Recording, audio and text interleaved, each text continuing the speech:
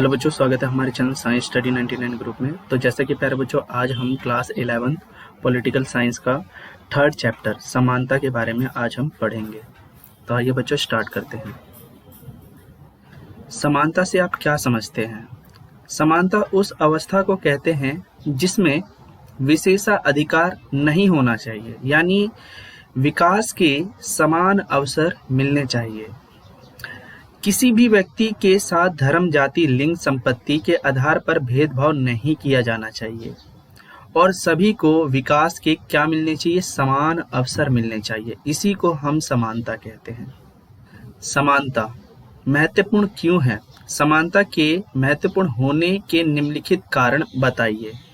तो हम बात करते हैं कि समानता का सिद्धांत नैतिकता पर आधारित है। किस पर आधारित है? नैतिकता पर आधारित है कि सभी धर्मों में मनुष्य को समान माना गया है। क्या माना गया है? मनुष्य को समान माना गया है। किसमें? धर्मों में। समान मानवता की वजह से तमाम मनुष्य समान महत्व और सम्मान पाने के क्या हो गए हैं? अब योग्य हो गए हैं। अब आधुनिक युग में समानता को अनेक देशों के संविधान और कानून में शामिल किया जा चुका है। इसलिए मानव समाज में समानता को आज भी क्या माना जाता है? महत्वपूर्ण माना जाता है। अब हम बात करते हैं कि अवसर की समानता से क्या अभिप्राय है? स्पष्ट कीजिए। अवसर की समानता से अभिप्राय यह है कि मनुष्य को अपनी क्षमता और प्रतिभा को विकसित करने के लिए तथा अपने लक्ष्य और आकांक्षाओं को पूरा करने के लिए समान अवसर मिलने चाहिए। इस प्रकार शिक्षा और आवास जैसी बुनियादी सुविधाएं सबको समान रूप से मिलनी चाहिए, तभी कोई व्यक्ति अपना विकास कर सकता है। तो प्यारे बच्चों, अब हम बात करते हैं प्राकृतिक और सामाजिक और समानता में अंतर बताइए। प्राकृतिक असमानता, यहाँ पे आपको ध्यान से समझना है कि ईश्वर ने इंसान को समान नहीं बनाया। कोई व्यक्ति गरीब घर में जन्म लेता है तो कोई व्यक्ति अमीर घर में जन्म लेता है। तो कोई व्यक्ति काला है तो कोई व्यक्ति गोरा है, कोई व्यक्ति अच्छा है तो कोई व्यक्ति अपंग है, और कोई व्यक्ति स्वस्थ है तो कोई व्यक्ति तीव्र बुद्धि वाला है तो कोई व्यक्ति मंद बुद्धि वाला है। इस प्रकार मनुष्य की प्रतिभा और योग्यता प्राकृतिक होती है, जिसके लिए समाज को जिम्मेदार नहीं ठहराया जा सकता। इस आधार पर असमानता को प्राकृतिक माना गया है। सामाजिक असमानता, जब किसी समाज में धर्म, जाति, लिंग आदि के आधार पर व्यक्तियों के बीच भेदभाव नहीं किया जाता है तो इसे ही सामाजिक असमानता कहते हैं। सामाजिक असमानता के कारण समाज में सभी को समान अवसर नहीं मिलते, जिससे शोषण को और ज्यादा क्या मिलता है? बढ़ावा मिलता है। तो प्यारे बच्चों, अब हम बात करते हैं कि आधुनिक युग में प्राकृतिक और समानताएं परिवर्तनीय है। स्पष्ट कीजिए। विज्ञान और चिकित्सा के क्षेत्र में तरक्की होने से आधुनिक युग में प्राकृतिक और समानताएं परिवर्तनीय हो गई है। जैसे विकलांग व्यक्ति अब विभिन्न प्रकार के अंगों तथा अन्य उपकरणों की मदद से ठीक तरह से काम करने योग्य बन चुका है। जैसे हम बात करते कि व्हील कुर्सी यानी पहिएदार कुर्सी का इस्तेमाल कर सकता है। हाथ पांव शारीरिक अक्षमता को काफी हद तक दूर कर सकते हैं। जो अपंग होते हैं उनके लिए बहुत सारे सुविधाएं दी जाती है। सर्जरी से तो व्यक्ति के चेहरे को भी बदला जा सकता है। इस प्रकार प्राकृतिक असमानताओं को वैज्ञानिक युग में काम किया जा सकता है। यानी प्राकृतिक असमानताओं को चुनौती कौन दे रहा है? तो वैज्ञानिक दे रहे हैं। क्योंकि देखा जाए तो जो मनुष्य अपंग है उनके लिए बहुत सारी चीजें बनाई जा रही हैं ताकि वो अब समाज में चल फिर सकते हैं। तो प्यारे बच्चों, अब हम बात करते हैं ऐसी सामाजिक असमानताओं का वर्णन कीजिए जो प्राकृतिक असमानताओं के रूप में मानी जाती हो। यदि सामाजिक असमानता में लंबे समय तक बनी रहती है तो वह प्रक्रिया समानताओं का रूप धारण कर लेती है। भारत में प्राचीन काल से ही महिलाओं को अबला माना जाता था, जिसके फलस्वरूप महिलाओं को पुरुषों से कम अधिकार दिए गए थे और इसे न्याय संगत भी माना गया। इसी तरह अफ्रीका में गोरे शासकों ने काले लोगों को मंदबुद्धि और शारीरिक श्रम के योग्य माना तथा इस आधार पर दास प्रथा को उचित ठहराया गया।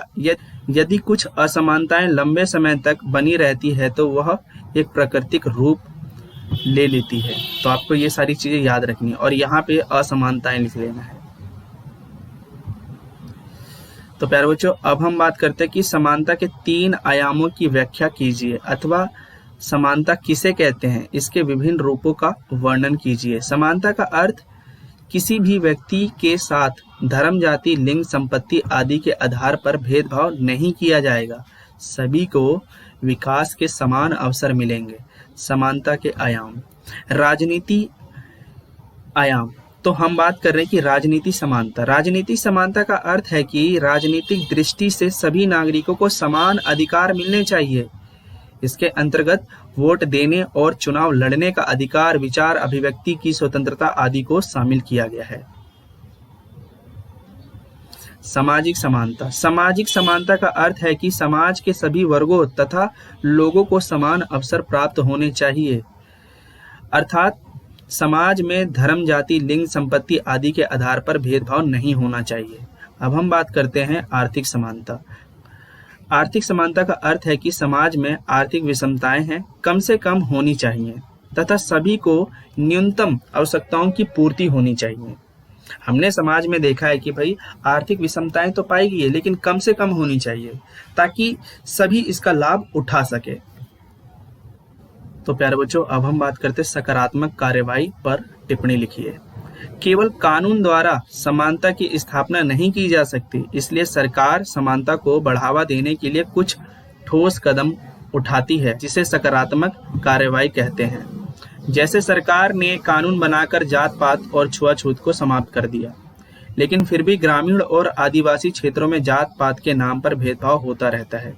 अतः सरकार द्वारा निम्न और वंचित वर्गों को विशेष सुविधाएं दी जानी चाहिए।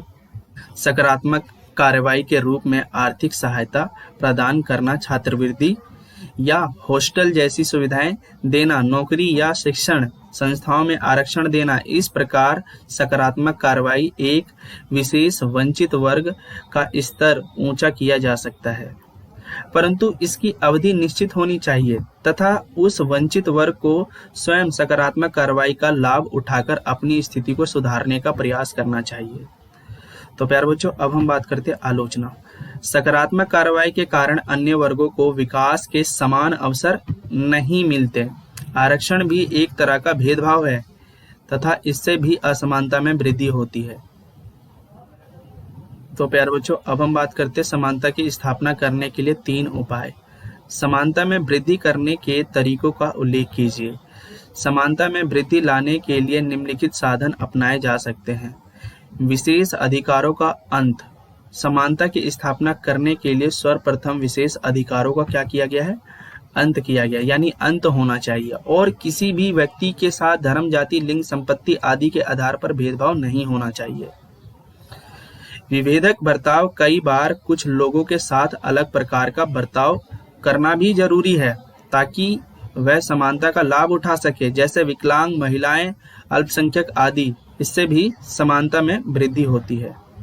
तो प्यारे बच्चों, अब हम बात करते हैं सकारात्मक कार्रवाई क्या है। कई बार समानता की स्थापना करने के लिए सकारात्मक कार्रवाई की जाती है, अर्थात सरकार समानता को बढ़ावा देने के लिए कुछ ठोस कदम उठाती है ताकि पिछड़े हुए लोगों को भी आगे बढ़ाया जा सके, जैसे आर्थिक सहायता प्रदान करना, आरक्षण की व्यवस्था करना, छात्रवृत्ति देना आदि, जिससे समानता में वृद्धि होती है। तो प्यारे बच्चों, अब हम बात करते हैं आर्थिक समानता और राजनीतिक स्वतंत्रता में संबंध बताइए। राजनीतिक स्वतंत्रता के साथ आर्थिक समानता का होना बहुत ज्यादा क्या है? जरूरी है। एक गरीब व्यक्ति जिसके पास खाने के लिए भोजन नहीं है, वह अपने वोट का प्रयोग कभी भी ठीक तरीके से नहीं कर सकता और पूरी तरीके से आर्थिक असमानताओं को समाप्त नहीं किया जा सकता, लेकिन सरकार द्वारा अमीर और गरीब के बीच अंतर को तो कम किया जा सकता है।